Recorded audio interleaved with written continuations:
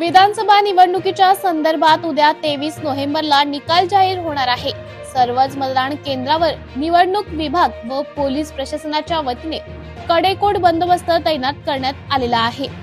दर्यापूर अंजनगाव विधानसभा मतदारसंघाची मतमोजणी ही दर्यापूर येथील कृषी उत्पन्न बाजार समितीच्या आवारामध्ये पार पडणार आहे। यासाठी पोलीस प्रशासन व निवडणूक विभागाने सर्व नियोजित तयारी पूर्ण केलेली आहे।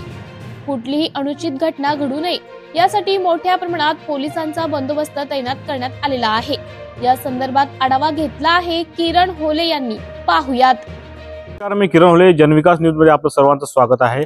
आपल्याला माहित असेल की विधानसभा निवडणुकी संदर्भात उद्या 23 नोव्हेंबरला निकाल जाहीर होणार आहे। अमरावती जिल्ह्याच्या दर्यापूर विधानसभा मतदारसंघाकडे आता सर्वत्र महाराष्ट्राचे लक्ष लागलेले आहे, कारण की या मतदारसंघामध्ये चौरंगी लढत आपल्याला या ठिकाणी पाहायला मिळाली आहे। कृषी उत्पन्न बाजार समिती या आवारामध्ये हा संपूर्ण मतमोजणी या ठिकाणी पार पडणार आहे। आपण पाहत असाल की या ठिकाणी कृषी उत्पन्न बाजार समितीच्या परिसरामध्ये पोलीस प्रशासनाचा मोठा बंदोबस्त या ठिकाणी आपल्याला दिसून येत आहे।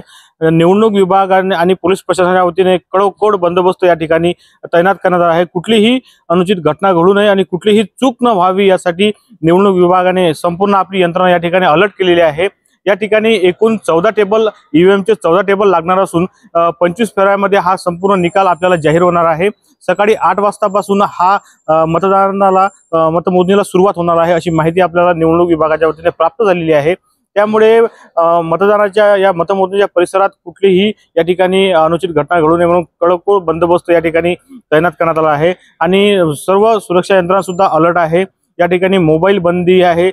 सर्व ज्यांच्याकडे आय कार्ड असेल त्यांनाच या ठिकाणी परमिशन आतमध्ये दिल्या जाणार आहे, अशी सर्व यंत्रणा या ठिकाणी निवडणूक विभागाच्या वतीने लावण्यात आलेली आहे।